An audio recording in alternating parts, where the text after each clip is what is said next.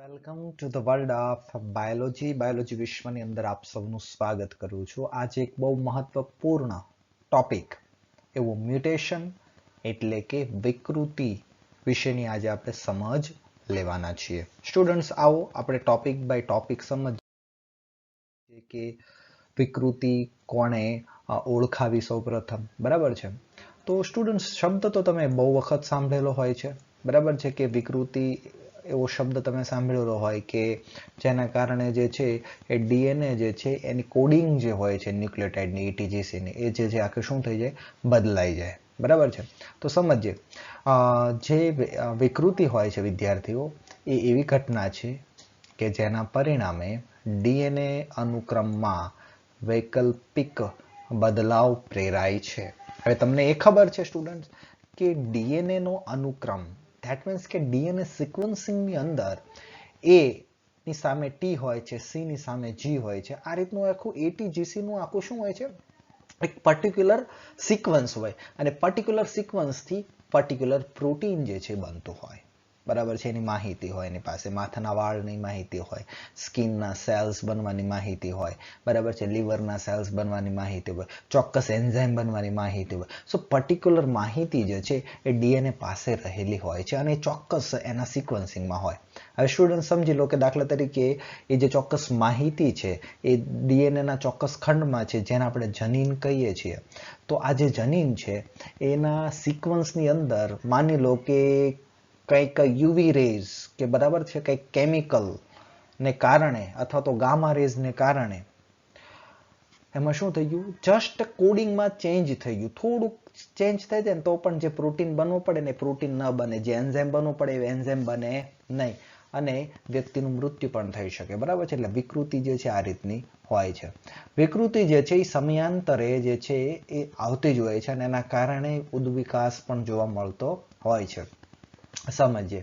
હવે શું થાય છે વિકૃતિના પરિણામે એક તો જીન જે છે એ ચેન્જ થઈ ગયું અને જીન ચેન્જ થાય અને સ્વરૂપમાં પણ શું આવે છે ચેન્જીસ આવે છે. બરાબર છે.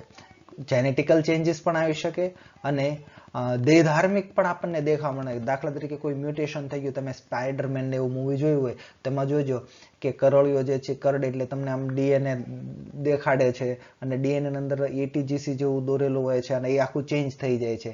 એટલે વ્યક્તિની અંદર જેનેટિકલી ચેન્જીસ થઈ ગયા અને એ જે સ્પાઈડરમેન હોય છે સ્ટુડન્ટ્સ એ પોતે કરળિયાનું ઝાડું જે છે એ પ્રોડ્યુસ કરતો થઈ જાય. તો એના સ્વરૂપમાં પણ ચેન્જીસ થઈ ગયો. બરાબર છે. એના જેનેટિકમાં પણ ચેન્જીસ થઈ ગયો. આવું શું કામ થયું? તો એ જે પર્ટિક્યુલર કરોળિયાનું એનું જે પોઈઝન હતું બરાબર છે એનાથી આના ડીએનએમાં મ્યુટેશન થયું. એના કારણે આવું ચેન્જીસ થઈ ગયા. બરાબર છે. એટલે વિકૃતિ સારા માટે પણ હોય છે અને વિકૃતિ જે છે એ ઘણી વખત નુકસાનકારક પણ જોવા મળે છે. તો સમજીએ. પુનઃસંયોજન સિવાય વિકૃતિ અસાધારણ પ્રક્રિયા છે જે ડીએનએમાં શું કરે છે વિવિધતા લાવે છે. સ્ટુડન્ટ્સ હવે જો આપણે અંદર જ્યારે મિયોસિસ પ્રોસેસ થાય છે સ્ટુડન્ટ્સ, અધિકરણની પ્રોસેસ થાય છે તો ત્યારે તમે પૂર્વ અવસ્થાના અંદર પુનઃસંયોજનની પ્રોસેસ તો થાય જ છે. બરાબર છે. પુનઃસંયોજન થાય છે ત્યારે ડીએનએ જે છે એ આખું રિકોમ્બિનન્ટ બને છે, પુનઃસંયોજિત બને છે. તો ત્યારે જે છે એ ચેન્જીસ થતો હોય છે. બરાબર છે. આ સિવાય જો ડીએનએ ની અંદર પ્રોસેસ થાય તો ડીએનએ જે છે એ કેવું આવે છે મ્યુટન્ટ બની શકતું હોય છે. તો સૌપ્રથમ આપણે વાત કરીએ તો કે આ જે વિકૃતિ જે છે સ્ટુડન્ટ્સ એ શબ્દ જે છે હુગો ધ વ્રીસ નામના વૈજ્ઞાનિક આપ્યો હતો. આ હુગો ધ વ્રીસ એ જ વૈજ્ઞાનિક હતો સ્ટુડન્ટ્સ કે જે મેન્ડલના 1900 સાલની અંદર જે રિસર્ચ જે છે એ પુનઃ પબ્લિશ કર્યા હતા. કોરેન્સ, શેરમાર્ક અને હુગો ધ વ્રીસ. સો આ હુગો ધ વ્રીસે વિકૃતિ ઉપર પણ બહુ સારું કાર્ય કરેલું છે. એટલે વિકૃતિ શબ્દ જે છે સ્ટુડન્ટ સૌપ્રથમ કોના દ્વારા આપવામાં આવ્યો છે? ધ વ્રીસ દ્વારા આપવામાં આવેલો છે. હવે સમજીએ. વિકૃતિ એ જનીન કે રંગસૂત્રમાં એક કે બીજા સ્વરૂપે એકાએક થતો ફેરફાર છે. બરાબર છે. બહુ ઇમ્પોર્ટન્ટ ડેફિનેશન છે. વિકૃતિ એટલે જનીનોના રંગસૂત્ર જે છે બરાબર છે એની અંદર અચાનક ફેરફાર થઈ જવો, ન્યુક્લિયોટાઇડનો સિક્વન્સનો અચાનક ફેરફાર થઈ જવો. અચાનક ફેરફાર જે છે એના કારણે શું થાય સ્ટુડન્ટ્સ? પહેલા જો નોર્મલ હતા, સિક્વન્સ આખી નોર્મલ હતી સ્ટુડન્ટ, સો એના કારણે જે છે એ નોર્મલ પ્રોટીન બનતું હતું. હવે એ સિક્વન્સમાં અચાનક કંઈ ફેરફાર આવી ગયો. બરાબર છે. સો એના કારણે જે પ્રોટીન ઉત્પન્ન થતો હતો એ શું થઈ જાય સ્ટુડન્ટ્સ, ફેરફાર થઈ જાય. બરાબર છે. સો લક્ષણો જે છે ફેરવાઈ જતા હોય છે. ડોબોસ્કી નામના વૈજ્ઞાનિકની વાત કરીએ તો એણે કીધું કે વિકૃતિ એ કોષ વિભાજનમાં થતી ભૂલ છે. કોષ વિભાજન થાય છે સ્ટુડન્ટ્સ, બરાબર છે. મિયોસિસ પ્રોસેસ જ્યારે થતી હોય છે તો ત્યારે પણ આપણે સમજીએ છીએ પુનઃસંયોજનને થતું. તો ડોબોસ્કીનું માનવું એવું હતું સ્ટુડન્ટ્સ કે જ્યારે કોષ વિભાજન થાય છે ત્યારે એની અંદર એક ભૂલ સર્જાય છે. કોષ વિભાજન દ્વારા સર્જાતી ભૂલને એણે વિકૃતિ શબ્દ કીધો. જો કે સેલ ડિવિઝનની અંદર પણ આપણે સમજતા હોય છે પુનઃસંયોજન તો થાય જ છે. ઓકે, સો આપણે અહીંયા બે વૈજ્ઞાનિકોની વાત કરી. વિકૃતિ શબ્દ કોણે આપ્યો છે? ધ વ્રીસે આપ્યો છે. અને કોષ વિભાજનમાં થતી ભૂલ, આવું સ્ટેટમેન્ટ વિકૃતિ વિશે કોણે આપ્યું એટલે તરત આપણને યાદ રહેવું પડે નામ, ડોબોસ્કી. ચાલો આગળ વધીએ. હવે મેં તમને જે સિક્વન્સની વાત કરતો સ્ટુડન્ટ્સ, એ સિક્વન્સ ઉપર આવીએ તો કે પ્રત્યેક રંગસૂત્રિકામાં, બરાબર છે, પ્રત્યેક રંગસૂત્રિકામાં, હવે હું રંગસૂત્રિકા પણ ડ્રો કરું સ્ટુડન્ટ્સ. આ છે સેન્ટ્રોમિયર, આ છે રંગસૂત્રિકા. ઓકે, આ છે રંગસૂત્રિકા. ઓકે, અને રંગસૂત્રિકા કોની બનેલી હોય સ્ટુડન્ટ્સ? ડીએનએ ની બનેલી હોય. કોની બનેલી હોય? ડીએનએ ની બનેલી હોય. ઓકે, તો આગળ વધીએ. શું કહે છે બીજું? તો કે આ જે રંગસૂત્રિકા જે હોય છે એના એક છેડાથી બીજા છેડા સુધીનું સળંગ જે અત્યંત ગૂંચળામય સ્વરૂપમાં ડીએનએ જે છે કુંતલમય રીતે ગોઠવાયેલું છે. તો મેં તમને આજે મેં ડ્રો કર્યું છે આખી રંગસૂત્રિકા છે સ્ટુડન્ટ. આ રંગસૂત્રિકા છે. આ રંગસૂત્રિકા તમને જે દેખાય છે એક્ઝેક્ટલી કોને બનેલી છે? એકદમ વીંટોળાયેલ ડીએનએ ની મદદથી બનેલી છે. જો મેં અહીં ડ્રો કર્યું હતું, આ એકદમ આખું આંબોડા જાય, બરાબર છે. એની અંદર હિસ્ટોન પ્રોટીન હોય, નોન હિસ્ટોન પ્રોટીન હોય, બરાબર છે. એ પછી આપણે ચર્ચા કરીશું. ડીએનએ હોય ને આરએનએ હોય. એનાથી આખું જે છે રંગસૂત્ર જે છે શું થતું હોય છે? એકદમ ગેચુલાય. અને આપણે દૂરથી જોઈએ ને તો આપણને એ છે શું દેખાય? રંગસૂત્રિકા.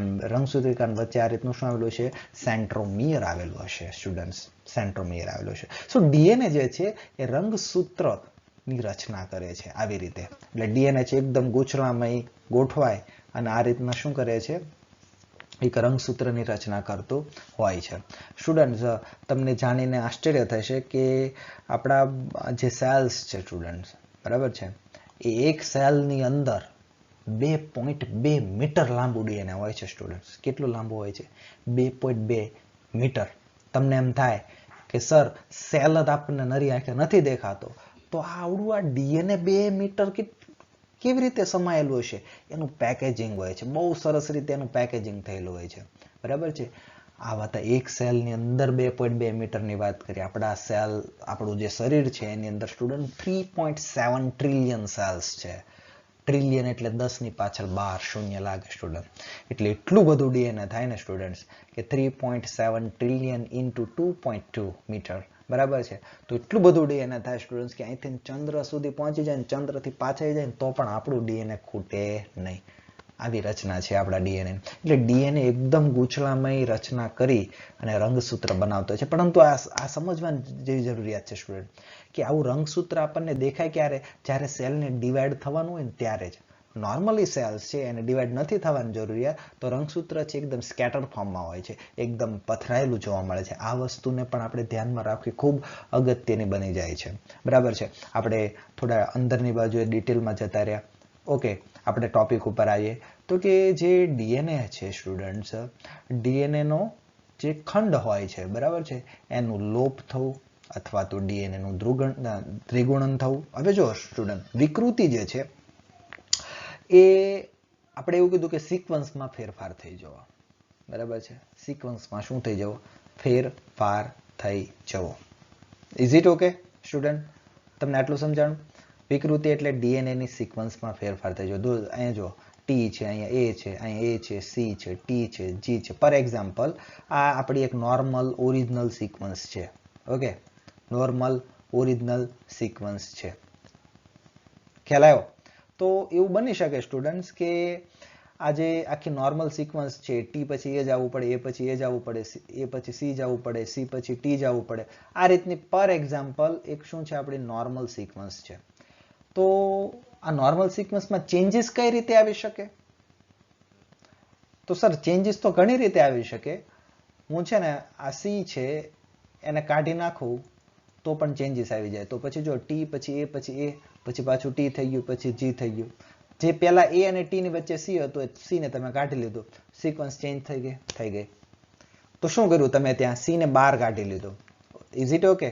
સો બહાર કાઢ્યું એટલે એને શું કર્યું કે ડિલીટ કર્યું કહેવાય. સો ડિલીટ કરો તો પણ સિક્વન્સ બદલાઈ જાય. તો બીજું આપ્યું છે અથવા દ્વિગુણન સ્ટુડન્ટ ઇન્સર્શન. હવે આમાં શું કરવાનું? ઇન્સર્શન એટલે ધેટ મીન્સ કે એક ન્યુક્લિયોટાઇડ ને એડ કરી દેવાનું. સી ની સાથે બીજું એક સી એડ કરી દીધું તો પણ સિક્વન્સ ચેન્જ થઈ જાય કે નહીં? કારણ કે સી પછી ટી આવતું હતું ને એને બદલે સી ટી ની વચ્ચે હજી એક સી તમે ઘુસાડી દીધું તો પણ સિક્વન્સ ચેન્જ થઈ ગયો. સો સિક્વન્સ ચેન્જ જે થાય છે એવું નથી હોતું કે તમે ડિલીટ જ કરો. ઘણી વખત ઇન્સર્શન થી પણ રંગસૂત્રની અંદર ફેરફાર થઈ જતો હોય છે. બરાબર છે. સો આપણે જાણીએ છીએ કે જનીન રંગસૂત્રમાં જ સ્થિત હોય છે. હવે તમને એકદમ બેઝિક થઈ ગયું. રંગસૂત્ર છે ડીએનએ ના બનેલા છે અને ડીએનએ નો ચોક્કસ ભાગ જેને આપણે જનીન કહીએ છીએ તો જનીન ડીએનએ માં હોય અને ડીએનએ ની મદદથી તો રંગસૂત્ર બન્યું છે. એટલે એમ કહેવાય કે નહીં કે જનીન છે એ રંગસૂત્રમાં સ્થિત જોવા મળે છે, એની ઉપર આવેલા હોય છે. ઓકે, સો એટલા માટે રંગસૂત્રમાં થતો ફેરફાર અસાધારણ અને વિપથનને જન્મ આપે છે. ધેટ મીન્સ કે તમારું અહીંયા ડીએનએ જે છે એની સિક્વન્સ બદલાઈ ગઈ છે એટલે અલ્ટિમેટલી જે તમારું ડીએનએ ની સિક્વન્સ પર્ટિક્યુલર બદલાઈ ગઈ. ધેટ મીન્સ કે જીનની સિક્વન્સ બદલાઈ ગઈ. સો એ જીનની સિક્વન્સ બદલાણી તો એ જીન છે એ જેના ઉપર છે એને પણ અસર કરે કે ન કરે સ્ટુડન્ટ? ચોક્કસપણે કરતું હોય છે. સો એ જે રંગસૂત્ર છે એમાં પણ અસાધારણ ફેરફાર જે છે એ ઉત્પન્ન થઈ જતા હોય છે. આવા રંગસૂત્રીય જે ચેન્જીસ થાય છે સ્ટુડન્ટ એના કારણે કેન્સર કોષમાં સામાન્ય રીતે આ રીતની જે પ્રોસેસ જે છે એ જોવા મળતું હોય છે. એટલે કેન્સર જ્યારે થતું હોય છે સ્ટુડન્ટ્સ, બરાબર છે. સો કેન્સર જે થવા પાછળનું જે રીઝન હોય છે સ્ટુડન્ટ્સ એ કેવી રીતનું થતું હોય છે? આ રીતનું જ્યારે રંગસૂત્રીય ડિસ્ટર્બ થઈ જાય, રંગસૂત્ર જે છે પોતે ડિસ્ટર્બ થઈ જાય તો આ રીતે કેન્સર કોષમાં આ રીતની જે પ્રોસેસ જે છે જોવા મળતી હોય છે. અને આપણને ખબર છે કેન્સર જે છે એ શું છે? Uncontrol of cell division. બરાબર છે. એટલે કોષ છે એ પોતે ડબલ છે એ થતું હોય પરંતુ નિયંત્રિત પ્રમાણમાં થતું હોય. એની પાછળના ચોક્કસ એન્ઝાઇમ છે પરંતુ એ જ્યારે સેલ્સ છે એ ડબલ થવાનું અનિયંત્રિત ડબલ થવાની પ્રોસેસ છે એનું નિયંત્રણ ગુમાવી બેસે એટલે સેલ છે ડબલ થયા જ રાખે અને એક ગાંઠ બની જતી હોય છે અને આપણે કેન્સર તરીકે ઓળખતા હોય છે. સો ધેટ મીન્સ અહીંયા કહે છે કે રંગસૂત્રમાં જે ફેરફાર આવે છે એના કારણે આ એક કેન્સર સેલ્સનું એક બેસ્ટ એક્ઝામ્પલ છે. આગળ કરીએ ડીએનએ ની એક બેઝ જોડમાં થતું પરિવર્તનને પણ વિકૃતિ કહેવામાં આવે છે. અહીંયા મેં તમને સમજાવ્યું ને કે જસ્ટ આખી સિક્વન્સ ઓકે છે TAAC, ખાલી જસ્ટ મેં દાખલા તરીકે સી ને બહાર કાઢી લીધું. જસ્ટ સી ધેટ મીન્સ કે એક ડીએનએ ની પર્ટિક્યુલર એક ખાલી ન્યુક્લિયોટાઇડ ને બહાર કાઢી દીધી, સાયટોસિન ને બહાર કાઢી લીધી.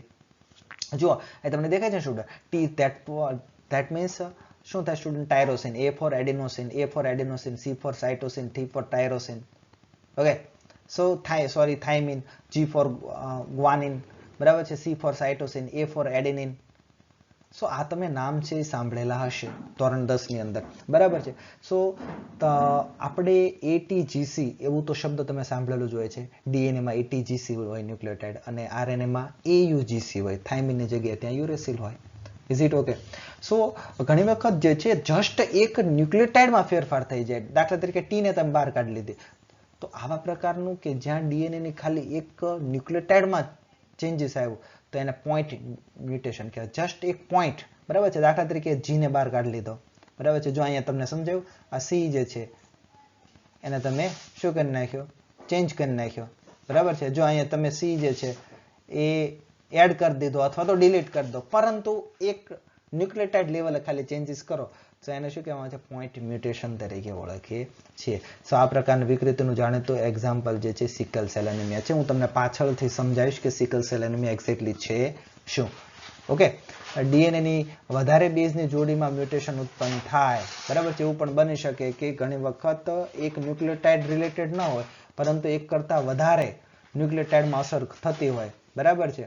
સો એના પણ એક્ઝામ્પલ છે જેનું નામ છે Tay Sachs disease. Okay, Tay Sachs disease. Okay, so આપણે પોઈન્ટ મ્યુટેશનની અંદર સિકલ સેલ એનિમિયાનો એક્ઝામ્પલ છે અને બે કરતા વધારે જોડ નું ઉદાહરણની અંદર ઓકે સ્ટુડન્ટ્સ, તો આપણે બે સેલ્સની વાત કરી. અનિમિયા બરાબર છે, બ્લડ રિલેટેડ ડિઝીઝ છે, અને ટેસએચ ડિઝીઝ છે. એમાં નર્વ સેલ્સ જે હોય છે એ ડિસ્ટ્રોય થઈ જાય, બેન રિલેટેડ ડિઝીઝ છે. સો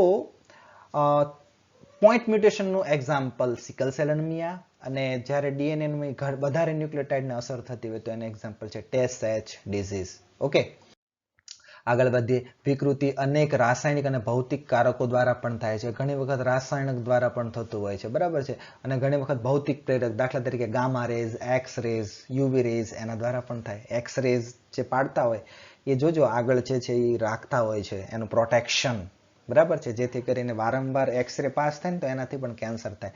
એટલે કે કેન્સર કેવી રીતનું થાય છે, તમારા જે એક્સરેને કારણે ડીએનએની સિક્વન્સ છે ચેન્જ થઈ જાય, વિકૃતિ થઈ જાય, વિકૃતિને કારણે સેલ્સ છે કેન્સર સેલ્સમાં પણ પરિણમે. ઓકે, સો ઘણા કેમિકલ પણ એવા હોય છે સ્ટુડન્ટ્સ, એ પણ તમારી રાસાયણિક ફોર્મ્યુલા જે છે ETGCની સિક્વન્સિંગ એને ચેન્જીસ કરી દેતો હોય છે. તો વિકૃતિ કરવા પાછળના જે કારકો છે એને મ્યુટાજન કહેવાય. જેમ કેમ એલર્જી પ્રેરક ઘટકને એલર્જન્સ કહેતા હતા, એમાં એ મ્યુટેશન એટલે વિકૃતિ, અને વિકૃતિ પ્રેરતા કારકને મ્યુટાજન્સ કહેવાય. થાય કે ન થાય? યસ. તરત દાખલા તરીકે પારજાંબલી કિરણો છે સજીવમાં મ્યુટેશન ઉત્પન્ન કરે છે, તો પારજાંબલી કિરણો શું થયું? મ્યુટાજન થયું, બરાબર છે. નીચેના મુદ્દાઓ જનનિક વિકૃતિના સંદર્ભમાં નોંધનીય છે. સમજીએ વિકૃતિ સંબંધિત માહિતી આપણે સમજીએ. સામાન્ય રીતે વિકૃત જનીન વ્યક્તિ માટે નુકસાનકારક હોય છે, બરાબર છે. જ્યારે આપણી અંદર જો અત્યારે આપણે જન્મ લઈ લીધો, બરાબર છે, હવે આપણી બોડીમાં કોઈ સડન વિકૃતિ આવશે સ્ટુડન્ટ, તો એ આપણી બોડી માટે ફાયદાકારક હોતી નથી, કે આપણે કંઈ સ્પાઈડરમેન બની જવાના નથી. એવું થાય તો ફાયદાકારક કહેવાય, પરંતુ એવું બનતું નથી. એટલે આપણી બોડીમાં જ્યારે વિકૃતિ ઉત્પન્ન થાય છે સ્ટુડન્ટ્સ, એ વિકૃતિ અચાનક ફેરફાર થઈ જતો હોય છે, અને એ આપણો અચાનક ફેરફાર આપણું બોડી જે છે એને ટોલરેટ કરી શકતું નથી, સહન કરી શકતું નથી. એટલે મોસ્ટ ઓફ કેસની અંદર વિકૃતિ ફાયદા કરતા નુકસાનકારક જે છે વધારે છે, બરાબર છે. અને વિકૃતિ જે છે જનીન, કોઈ પણ જનીન છે વિકૃત પામી શકે, એવું નહીં કે પર્ટિક્યુલર જનીન હોય એમાં વિકૃતિ આવે જ નહીં. કોઈ પણ પ્રકારનો જનીન છે વિકૃત પામી શકે છે જો એ મ્યુટેજનના સંપર્કમાં આવી જાય તો, બરાબર છે.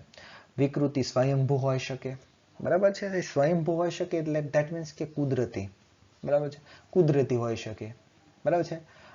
એમાં કંઈક ડિઝીઝ થયું તો એના કારણે પણ હોઈ શકે. અને પરપ્રેરિત પણ હોઈ શકે. પરપ્રેરિત એટલે માનવ પ્રેરિત હોય. આપણે 10-15 વખત એક્સરે પડાવવા ગયા તો બાય ચાન્સ કેન્સર થઈ ગયું તો એ પરપ્રેરિત થઈ, બરાબર છે, બરાબર છે. અથવા તો આપણે કોઈ એક્સપેરિમેન્ટ કરી રહ્યા છે સ્ટુડન્ટ્સ, અને એક્સપેરિમેન્ટ કરી રહ્યા છે ઉંદર ઉપર, અને આપણે ઉંદર ઉપર જોવું છે કે મ્યુટેશન આવે છે કે નથી આવતું. સો આપણે ઉંદર ઉપર શું કરીએ? યુવી લાઇટ ફેંકીએ, બરાબર છે. અને પછી આપણે થોડા ટાઈમ પછી આપણે ચેકઆઉટ કરીએ, અને જો એમાં વિકૃતિ આવી તો એ પરપ્રેરિત વિકૃતિ કહેવાય, બરાબર છે. પરપ્રેરિત ધેટ મીન્સ કે ઈરાદાપૂર્વક કરાવી હોય એવી, અને સ્વયંભૂ એટલે ઓટોમેટિક જે છે થઈ ગઈ હોય, જેમાં કોઈ ઈરાદો હોતો નથી. વિકૃતિ ઉત્ક્રાંતીય એજન્ટ છે. વેરી મોસ્ટ આઈએમપી વસ્તુ સ્ટુડન્ટ્સ. વિકૃતિ જે છે એના કારણે જ શું થાય છે? ઇવોલ્યુશન થાય છે. એટલે ઇવોલ્યુશન થવા પાછળનું રીઝન જે છે એક વિકૃતિ પોતે છે. તમે વિચારો સ્ટુડન્ટ્સ, આપણે શરૂઆતમાં આપણે આદિમાનવ કેવા હતા, બરાબર છે. હોમો erectus, હોમો sapiens, ઓસ્ટ્રોલોપિથેકસ, કેન્યોપ્થેકસ, ઇજિપ્ટોથેકસ, okay, હોમો હેબિલસ, હોમો sapiens, હોમો erectus. સો આ બધામાં બહુ બધા ચેન્જીસ આવ્યા છે. બધા વારા ફરતી ચેન્જ આવીને અત્યારે આપણે હોમો સેપિયન્સ છીએ. સો પહેલો માણસ અને અત્યારના માણસમાં બહુ બધો ડિફરન્સ છે. શું કામ છે? તો એમાં વિકૃતિ આવી ધેટ મીન્સ કે ઉદ્વિકાસ થયો, અને વાંદરમાંથી આપણે આવા થઈ ગયા.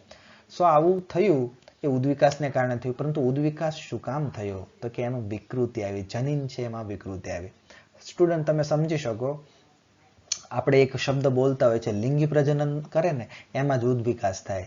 અલિંગી પ્રજનનમાં ઉદ્વિકાસ થતો નથી. અમીબા 100 કરોડ વર્ષ પહેલા અમીબા જેવા જ હતા ને અત્યારે એવા છે ને 100 કરોડ વર્ષ પછી પણ એવા છે. અત્યારે આપણે આવા દેખાય છે, બાય ચાન્સ 100 કરોડ વર્ષ પછી કંઈક અલગ દેખાતા, કારણ કે આપણે લિંગી પ્રજનન કરીએ છીએ અને આપણી અંદર લિંગી પ્રજનન થાય એટલે વિકૃતિ ઉત્પન્ન થતી હોય છે અને એ વિકૃતિ થાય છે ધેટ મીન્સ કે એમાં ઉદ્વિકાસ જે છે એ ધીમે ધીમે થાય. એમ એવું ન થાય કે 100 વર્ષમાં થઈ ગયું ચેન્જીસ, એવું હોતું નથી. તો સ્ટુડન્ટ્સ, નેક્સ્ટ આપણે વાત કરીએ કે વિકૃત પામવું એ જનીન દ્રવ્યનું ગુણધર્મ પણ છે સ્ટુડન્ટ્સ, બરાબર છે. એટલે જનીન જે છે એ વિકૃતિ પામતો હોય છે, પરંતુ આ જે શબ્દ આપ્યો છે સ્ટુડન્ટ્સ, આ જે સ્ટેટમેન્ટ છે એ ઇવોલ્યુશન સંબંધિત સમજવાનું છે. કે એવું નહીં કે જનીનને વિકૃત કરી જ દેવાનું અચાનક, એવું નહીં. જનીન છે સમયાંતરે વિકૃત પામતો હોય છે, બરાબર છે, અને એનો ગુણધર્મ છે એટલા માટે જ તો વેરિએશન આવે છે, પરંતુ એવું નહીં કે અચાનક વિકૃત કરી દેવો, બરાબર છે. વિકૃતિ પ્રાકૃતિક પસંદગીમાં મદદરૂપ થાય છે અને જાતીય ઉદ્વિકાસમાં પણ એ પોતે ઉપયોગી છે, બરાબર છે. જાતીય ઉદ્વિકાસ એટલે મેં તમને ઉદાહરણ આપ્યું કે હોમો સેપિયન્સ ને આપણા પહેલા હોમો ઇરેક્ટસ, તો એ જાતીય ઉદ્વિકાસ થયો. થોડો જાતિની અંદર શું થયું, સુધારો થયો, એને કહેવાય જાતીય ઉદ્વિકાસ, બરાબર છે. અને પ્રાકૃતિક પસંદગી એ જે છે એ આપણે આગળ સમજશું કે નેચરલ સિલેક્શન, બરાબર છે. કુદરતમાં જે છે એ પોતે જે ટકી રહેવા માટે બોડીની અંદર શું થતું હોય છે, ચેન્જીસ આવતા હોય છે, અને આપણે કહે છે પ્રાકૃતિક પસંદ, આપણે સમજશું. હવે વાત કરીએ for NEET exam point of વ્યૂથી કે ટાઈપ્સ ઓફ મ્યુટેશન કયા કયા છે, બરાબર છે. ટાઈપ્સ ઓફ મ્યુટેશન જે છે કયા કયા છે, મુખ્યત્વે 3 પ્રકાર છે. પહેલું તો રંગસૂત્રની સંખ્યામાં વિકૃતિ આવે. હવે રંગસૂત્રની સંખ્યામાં વિકૃતિ આવી ધેટ મીન્સ કે સ્ટુડન્ટ્સ આપણે સમજી શકીએ કે રંગસૂત્રની સંખ્યા છે એ કેટલી હોય સ્ટુડન્ટ્સ, તો કે રંગસૂત્રની સંખ્યા છે સર દાખલા તરીકે 23 છે, એમાં 24 થઈ જવી, બરાબર છે, અથવા તો ઘટી જવી, તો એ રંગસૂત્રની સંખ્યામાં ફેરફાર થયો કહેવાય. પછી રંગસૂત્રની સંરચના, બરાબર છે, અને રચનાત્મક ફેરફાર આવે તો રંગસૂત્રની સંરચનાત્મક ફેરફાર એટલે કે વિકૃતિ કહેવાય.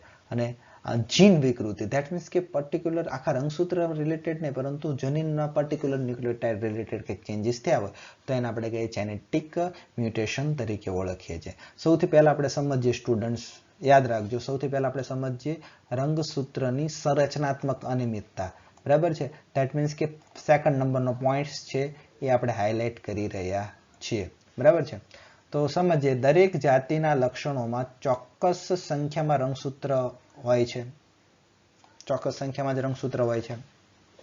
ફોર એક્ઝામ્પલ મનુષ્યની અંદર કેટલા હોય સ્ટુડન્ટ, 23 જોડ એટલે 46 રંગસૂત્ર હોય. યસ સર, હોય કે નહીં. પછી દાખલા તરીકે આપણે બીજું એક્ઝામ્પલ આપો ને કે જેમાં રંગસૂત્રની સંખ્યા આપણને યાદ હોય. સ્ટુડન્ટ્સ, ડ્રોસોફિલાની અંદર કેટલા હોય, ડ્રોસોફિલાની અંદર યસ 8 આવેલા હોય, બરાબર છે. સો આ સંખ્યા છે એ ફિક્સ છે, બધાની અલગ અલગ હોય, બરાબર છે. વાનરની અંદર અલગ હોય, ગાયની અંદર અલગ હોય, ભેંસની અંદર અલગ હોય શકે, ઘોડાની અંદર અલગ અલગ હોઈ શકે, પરંતુ જેની અંદર જે છે એ ચોક્કસ હોય, બરાબર છે. સો દરેક રંગસૂત્ર જે છે એ ચોક્કસ સંખ્યામાં જે છે જનીન ધરાવે છે, બરાબર છે. અને આ ચોક્કસ જગ્યાએ ચોક્કસ ક્રમમાં જનીન જે છે એ ગોઠવાયેલા હોય છે. હવે રંગસૂત્રની અંદર ચોક્કસ ક્રમની અંદર જે છે એ રંગસૂત્ર ઉપર જનીન છે ગોઠવાયેલા, એવું બની શકે પહેલા નંબરનું રંગસૂત્રનું જોડ છે તો એની અંદર વધારે જનીનની સંખ્યા હોય, બીજા નંબરનું છે એમાં થોડીક ઓછી હોય, બરાબર છે. વાય છે તો નાનું છે તો એની અંદર બહુ બધી જનીનની સંખ્યા ઓછી હોય, બરાબર છે, એવું હોઈ શકે. સો આ જે જનીનની સંખ્યા અને જનીનની જે ગોઠવણી છે સ્ટુડન્ટ્સ, એની અંદર જો ફેરફાર આવે તો એના કારણે છે રંગસૂત્રની સંખ્યા પણ જે છે શું થઈ જાય છે સ્ટુડન્ટ્સ, ફેરફાર થઈ જાય છે. અને આવા પ્રકારના ફેરફારને શું કહે છે, રંગસૂત્રીય વિકૃતિ તરીકે આપણે ઓળખીએ છીએ. શું કહેવામાં આવે છે, રંગસૂત્રીય વિકૃતિ તરીકે ઓળખીએ છીએ, બરાબર છે. સો આપણને આ યાદ છે. હવે વાત કરીએ કે આજે રંગસૂત્રીય વિકૃતિની આપણે વાત, તો સ્ટુડન્ટ્સ આપણે અત્યારે વાત કરી રહ્યા છીએ રંગસૂત્રની રચનાત્મક વિકૃતિ, બરાબર છે. અને એની અંદર છે જનીનોની સંખ્યા જે છે, બરાબર છે, જનીનોની જે પોઝિશન હોય છે એ ચેન્જ થઈ જાય, આના કારણે જે થાય એને શું કહીએ છીએ આપણે, રંગસૂત્રની સંરચનાત્મક વિકૃતિ. હવે સમજીએ વિકૃતિ આવા પાછળના રીઝન જે છે કયા કયા હોય શકે. ચાલો સ્ટાર્ટ કરીએ. હવે માની લો સ્ટુડન્ટ્સ, આપણું જે છે આ સેન્ટ્રોમિયર છે, વચ્ચે ગોળ ટપકું સેન્ટ્રોમિયર, બરાબર છે. આ રંગસૂત્રિકા છે, ઓકે, અને અંદર જો આ એ જીન આવ્યું છે, બી જીન આવ્યું છે, સી છે, ડી છે, ઈ છે, એફ છે, જી છે અને એચ છે. ઓકે, આ રીતના જે છે એ જીન જે છે ચોક્કસ આવેલા છે. હવે શું થયું સ્ટુડન્ટ, તો કે આપણો તો આ સેન્ટ્રોમિયર છે, તો આપણે અત્યારે સમજી રહ્યા છીએ ડિલીશન. ડિલીશન એટલે ડિલીટ થવું. તો શું થઈ ગયું સ્ટુડન્ટ, જો એ તો છે, ચાલો ડી પણ છે, ઈ પણ છે. ઓકે, સો બી અને સી જે છે એ ગાયબ થઈ ગયું સ્ટુડન્ટ. બી અને સી છે એ શું થઈ ગયું, ગાયબ થઈ ગયું. પછી ઈ એફ જી અને એચ છે એઝ ઇટ ઇઝ છે. સો બી અને સી જે છે ગાયબ થઈ ગયું. સો એને શું કહેવાય, ડિલીશન કહેવાય. પરંતુ અહીંયા લખ્યું છે આંતરવિષ્ટ. હવે આંતરવિષ્ટ શબ્દ એટલે સ્ટુડન્ટ્સ કે વચ્ચેથી ગાયબ થયું છે ને એટલા માટે આંતરવિષ્ટ. આપણે ચાલો છેડે કોણ છે, એ છે, તો એને ઉડાડ દો, તો એને કાઢી નાખો તો શું થયું, B C D E F G. બરાબર છે. અથવા તો આ છેડેથી એચ નીકળી જાય તો પણ એને અંત્યેષ્ટ જ કહેવાય સ્ટુડન્ટ્સ. ઓકે, સો ટર્મિનલ ડિલીશન અથવા તો મિડલ ડિલીશન છે, આ રીતનું હોય શકે. પરંતુ અહીંયા શું થયું સ્ટુડન્ટ, રંગસૂત્રની સંખ્યા નથી બદલાઈ ગઈ, જસ્ટ રંગસૂત્રની અંદરના જે જીન છે એ ચેન્જીસ થઈ ગયા. બરાબર છે. આને કહેવાય રંગસૂત્રની સંરચનાત્મક વિવિધતા. બરાબર છે, વિકૃતિ. આગળ વધીએ. સો આ પ્રકારના રંગસૂત્રના ટુકડાના ગુમાવાને લીધે રંગસૂત્રો પર એક અથવા તો વધારે જનીન પણ જે છે પોતે ગુમાવી શકે છે. હવે લોપની ઘટનામાં કેટલાક જનીનોની ગુમાવી જવાથી સજીવોની અંદર શું થઈ જાય છે, ખામી આવી જાય છે. હવે દાખલા તરીકે આપણું આખું જે છે એ રંગસૂત્ર હતું સ્ટુડન્ટ, હવે અહીંથી આમ ડિલીટ થઈ ગયું કાંઈ પણ કારણોસર સ્ટુડન્ટ્સ, ભૌતિક કે એવા કોઈ પણ કારણોસર આટલું ડિલીટ થઈ ગયું. બરાબર છે. આ ડિલીટ થઈ ગયું એ તમારું એ તો સેન્ટ્રોમ આખું રંગસૂત્રનો એટલો ટુકડો તો ગયો, એ ટુકડો તો ગયો પણ જોડે જોડે એ જીનાઈ ગયા. હવે એ જે જીનનું જે કામ હતું એ તમારામાં અટકી ગયું, ન થયું. આવું બની શકે ને. સો આવું શું કામ થયું, તો કે જનીનનો ટુકડો છે એ ગુમાવી દીધો એટલા માટે. હવે આવું ગુમ થવાની ઘટના રંગસૂત્રના છેડે અથવા તો મધ્યમાં હોઈ શકે. જો મધ્યમાંથી જીન છે ગુમ થઈ ગયું તો આપણે કહીએ આંતરવિષ્ટ, છેડેથી ગુમ થયું તો એને અંત્યેષ્ટ કહેવાય. Is it okay? ચાલો, મનુષ્યમાં ક્રાઇડુ ચેટ જે રોગ હોય છે સ્ટુડન્ટ્સ, ક્રાઇડુ ચેટ, બરાબર છે, જેને આપણે ક્રાઇડુ કેટ તરીકે પણ આપણે ઓળખીએ છીએ. જ્યારે વ્યક્તિ રડે ત્યારે બિલાડી જેવો અવાજ આવે, જેને આપણે કહેવામાં છે ક્રાઇડુ કેટ તરીકે. બરાબર છે. સો એની અંદર આ જે ડિઝીઝ છે કેવી રીતનો થાય છે, તો કે 5મા નંબરનું જે રંગસૂત્ર હોય છે સ્ટુડન્ટ્સ, એની જે ટૂંકી ભુજા હોય છે એ લોપ થઈ જાય છે. 5મા નંબરના રંગસૂત્રની ભુજાનું દૂર થવું, બરાબર છે, એના કારણે છે રોગ થઈ જાય છે. બરાબર છે. પછી જો 22મા રંગસૂત્રની લાંબી ભુજા જો લોપ થાય તો એના કારણે એક બીજો ડિસીઝ થાય છે જેને કહેવાય છે Philadelphia syndrome. Student, Philadelphia syndrome આ યાદ રાખવું પડશે સ્ટુડન્ટ્સ આપણે, કોનાથી કયું થાય છે, વિકૃતિ શબ્દ કોણે આપ્યો. બરાબર છે. ત્યાર પછી ક્રાઇડુ ચેટ જે ડિઝીઝ છે એ કઈ રીતનો થાય છે 5મા નંબરથી. બરાબર છે. ત્યાર પછી ફિલાડેલ્ફિયા સિન્ડ્રોમ છે એ કેવી રીતે થાય છે એ પણ આપણે યાદ રાખવા પડશે સ્ટુડન્ટ્સ. પરંતુ અહીંયા એ યાદ તો રાખીએ આપણે સ્ટુડન્ટ્સ ક્રોમોઝોમ નંબરને આધારે, પણ આને કરતાં વધારે ઇમ્પોર્ટન્ટ શું છે સ્ટુડન્ટ, કે આ ડિલીશનના એક્ઝામ્પલ છે. કોના એક્ઝામ્પલ છે? ડિલીશનના એક્ઝામ્પલ છે. ઓકે, હવે વાત કરીએ વિકૃતિ થઈ જાય સ્ટુડન્ટ્સ. નોર્મલ આપણું રંગસૂત્ર છે એના નોર્મલ જીન આવેલા છે. ઓકે, હવે આ પ્રકારની એની તમારા રંગસૂત્રનો એક ખંડ અથવા તો બે ખંડ છે, એ ખંડ છે ટૂંકમાં વિકૃતિ થાવ, ડુપ્લિકેટ થઈ જાવ. ડુપ્લિકેટ થવું જોઈએ એટલે વધી જવું. સો એ જીન છે ને પર્ટિક્યુલરલી ડબલ બની જતા હોય છે. સો ઉદાહરણ તરીકે માની લો કે જનીન ક્રમ છે ABCDEFG આપેલો છે. ઓકે, હવે એમાં જનીન, આ જમીન લખાઈ ગયું છે, પરંતુ જનીન એમાં CDE જે છે એ બેવડાઈ ગયું. CD and E બેવડાઈ ગયું. માની લો કે આ જે ભાગ છે CD અને E છે, આટલા જીન છે બેવડાઈ ગયા, તો શું થઈ ગયું? CD અને E જે છે એ બેવડાઈ ગયું, CDE બેવડાઈ ગયું. ઓકે સ્ટુડન્ટ, સો આ રીતની જે છે ઘટના થઈ ગઈ. સો જો પહેલા જો શું હતું સ્ટુડન્ટ, ABC. ઓકે, પછી અહીંયા તો તમને એવું દર્શાવી દીધેલું છે કે પાછું B જે છે, ઓકે, B જે છે, B અને C જે છે આમાં તમને દર્શાવ્યું છે B અને C જે છે એ ડબલ થઈ ગયું છે. અને તમને એક્ઝામ્પલ આપ્યું છે કે ABCDE છે એમાં CDE છે એ બેવડાય છે, એવું આપ્યું છે. બરાબર છે, પરંતુ આ ક્રમને આધારે તો કોઈ CDE છે બેવડાણું નથી. હા, પરંતુ ભલે આમાં લખ્યું છે કંઈક અલગ અને આમાં દેખાડ્યું છે કંઈક અલગ સ્ટુડન્ટ્સ, એટલે તમે કન્ફ્યુઝ થાવ, પરંતુ એમાં કોઈ કન્ફ્યુઝ થવાની જરૂરિયાત નથી. તમે ઉદાહરણ તો કોઈ પણ આપી શકો. આ ચાલો ને મારે આપવું છે કે દાખલા તરીકે FG છે બેવડાણું, તો શું થાય? તો ABCDE FGH એમ બની જાય.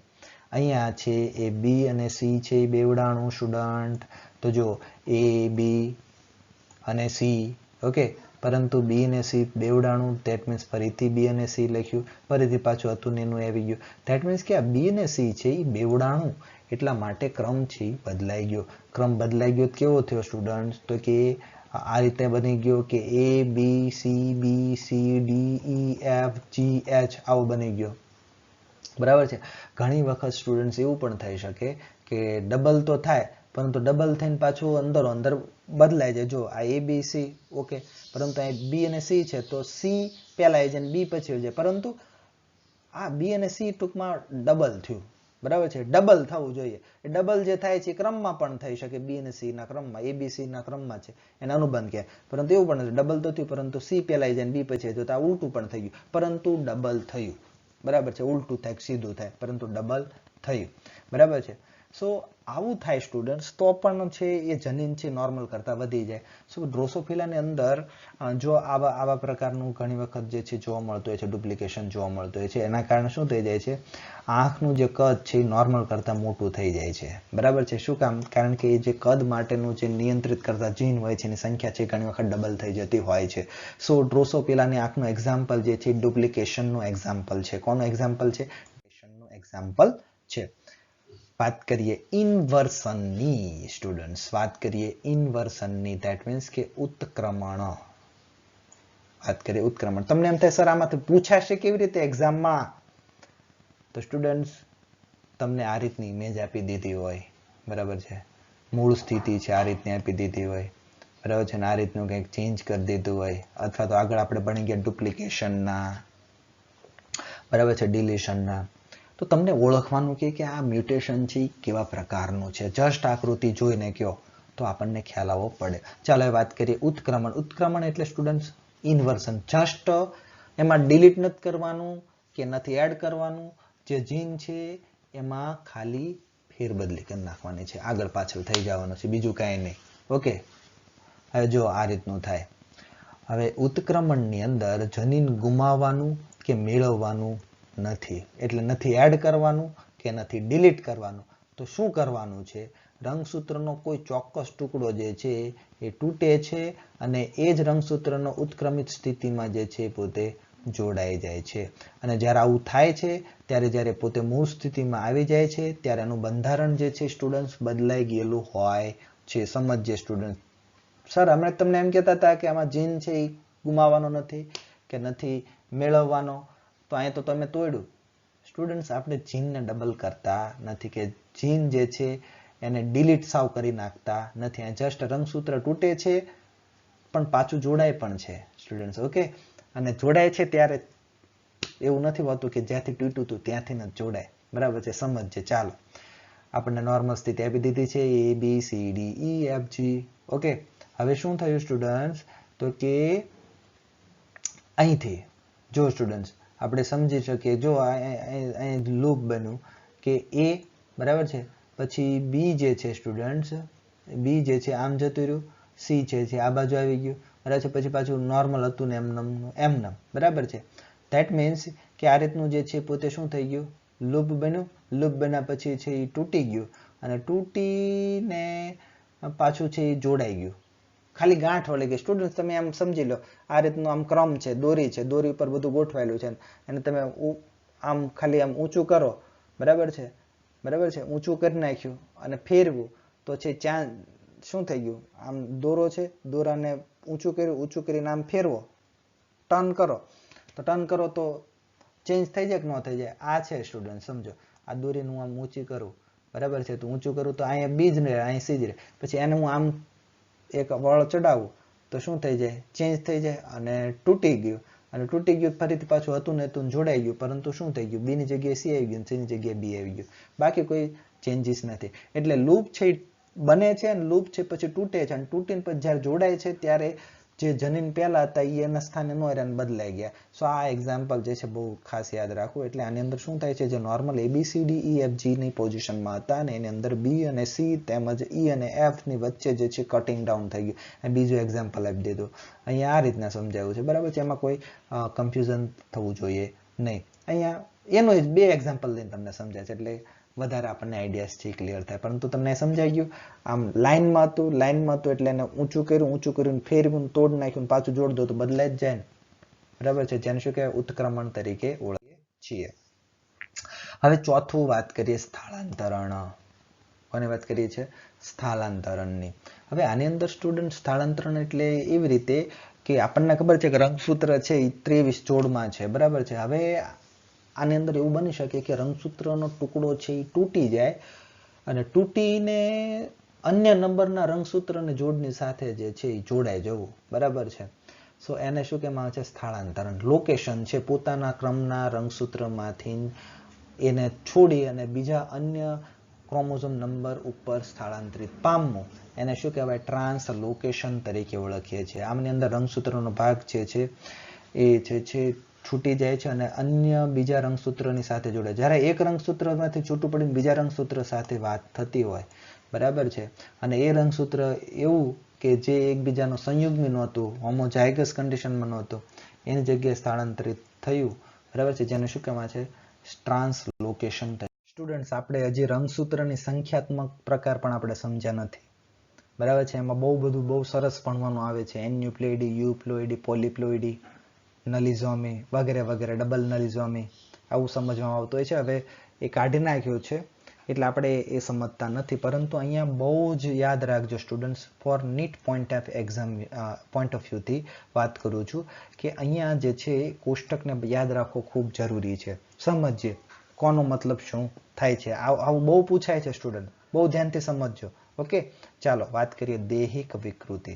સ્ટુડન્ટ, દૈહિક વિકૃતિ એટલે દૈહિક કોષોમાં જે છે એ ચેન્જીસ આવે. દાખલા તરીકે કેન્સર થવું, બરાબર છે. ફેફસાનું કેન્સર થયું, સો ફેફસાના કેન્સર જે છે, ફેફસાના સેલ્સ છે એ પોતે કેવા છે? દૈહિક કોષો છે.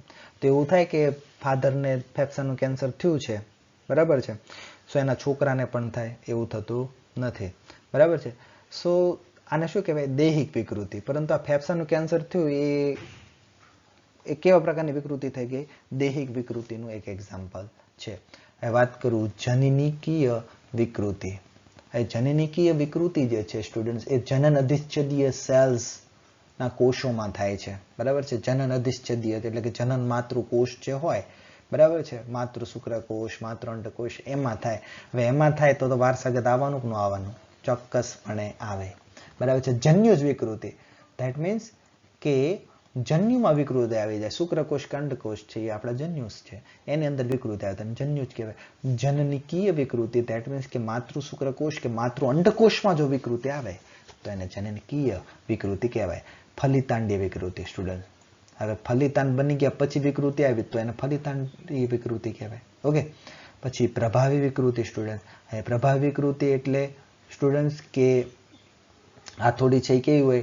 બહુ ડેન્જરસ હોય. કારણ કે દાખલા તરીકે આપણને ખબર છે કે કેપિટલ ટી અને સ્મોલ ટી છે, ઓકે, સો એમાં કેપિટલ ટી વિકૃત પામ્યો, સો આને કહેવાય પ્રભાવી વિકૃતિ, બરાબર છે. કારણ કે કેપિટલ ટી વિકૃત પામ્યો છે અને આપણને ખબર હતી કેપિટલ ટી પ્રભાવી હતું, તો એ સ્મોલ ટીના લક્ષણો પ્રદર્શિત થવા દે, એટલે વ્યક્તિ જે છે એ કેવું થઈ જાય? રોગિષ્ટ બની જાય. પ્રચ્છન્ન વિકૃતિ હોય ને સ્ટુડન્ટ, તો એ સારી, એમાં બહુ વાંધો આવે નહીં. સારી તો ન કહેવાય પરંતુ વાંધો આવે નહીં. દાખલા તરીકે કેપિટલ ટી સ્મોલ ટી હતું પણ સ્મોલ ટીમાં વિકૃતિ આવી તો આમે ક્યાં સ્મોલ ટીના લક્ષણો પ્રદર્શિત થવાના છે? એટલે કોઈ બહુ વાંધો આવે નહીં. એટલે પ્રચ્છન્ન વિકૃતિ જે છે એ તરત પહેલી પેઢીમાં અભિવ્યક્ત થતી નથી. સમજી લો, દાખલા તરીકે કેપિટલ ટી છે, બરાબર છે, અને સ્મોલ ટી છે, બરાબર છે. સ્મોલ ટી જે છે એ કેન્સરગ્રસ્ત છે, બરાબર છે, કંઈક એમાં ખામી છે, બરાબર છે, એમાં મ્યુટેશન છે થયેલો. એ પહેલી પેઢી આવે, બરાબર છે, તો સ્મોલ ટી કે અસર થાય? ન થાય, કારણ કે લક્ષણો કોણ આવવાના? કેપિટલ. એટલે સ્મોલ ટી હોય ને તો એ તરત ને તરત એના લક્ષણો અભિવ્યક્ત થતા નથી. પછી આપણને ખબર છે F2 પેઢી આવે ને ત્યારે એ 4માંથી 1 તો આવે, ત્યારે એટલે તરત લક્ષણ આમાં પ્રદર્શિત થાય નહીં. કોની અંદર? પ્રચ્છન્નમાં. પ્રભાવીમાં તરત થશે. ઓકે, વાત કરીએ બેક મ્યુટેશન. બેક મ્યુટેશન જે છે એ વિપરીત ક્રમમાં, એટલે કે ABCD છે, બરાબર છે, તો D છે C ની જગ્યાએ જતું રહે, C છે D ની જગ્યાએ જતું રહે. આવું ભાગ્યે જ જોવા મળતી હોય છે, બરાબર. એને શું કહેવાય? બેક મ્યુટેશન તરીકે ઓળખીએ છીએ. હવે વાત કરીએ ઘાતક વિકૃતિ. ઘાતક વિકૃતિ એટલે સ્ટુડન્ટ્સ કે જેનાથી મૃત્યુ થાય છે, બરાબર છે, એવા પ્રકારની વિકૃતિને શું કહેવાય? ઘાતક વિકૃતિ. આ પ્રકારનું વિકૃતિ કે જે પોતે મૃત્યુ સર્જી દેતી હોય છે. પછી સ્વયંભૂ વિકૃતિ. આ સ્વયંભૂ વિકૃતિ એટલે કુદરતી, બરાબર છે, કોઈ સ્પષ્ટ કારણો વગર પ્રકૃતિ દ્વારા જે છે એ થતી વિકૃતિ, બરાબર છે. તે ફોર એક્ઝામ્પલ કે આપણે સમજી રહ્યા છીએ કે ધીમે ધીમે ઇવોલ્યુશન થઈ રહ્યું છે, તો એ સ્વયંભૂ વિકૃતિ છે, બરાબર. પરંતુ પ્રેરિત વિકૃતિ એટલે બાહ્ય પરિબળો દ્વારા થતું હોય, બરાબર છે. For example ionising radiation, mustard gas, peroxides, colchicine, formaldehyde, dimethyl sulphate છે, નાઇટ્રસ એસિડ છે. આપણા સાયન્ટિસ્ટો જે છે આનો યુઝ કરીને એ પોતે શું કરે? વિકૃતિ લાવતા છે. અને શું કે પ્રેરિત વિકૃતિ. એનો અભ્યાસ કરવો હોય કે કોની વિકૃતિથી કેવી રીતની અસર થતી હોય છે. વાત કરીએ જૈવ રાસાયણિક વિકૃતિ. તો જૈવ રાસાયણિક ધેટ મીન્સ કે મેટાબોલિક થઈ ગયું, બરાબર છે. સો એ રિલેટેડ કે જેની અંદર આપણે ચોક્કસ પ્રકારના જે ચયાપચય ઘટક હોય છે એની અંદર ફેરફાર આવે તો ચોક્કસ ઉત્સેચક છે એ ન થાય, અને પછી ચયાપચયની અંદર ખામી આવી જાય. સો શું કહેવાય?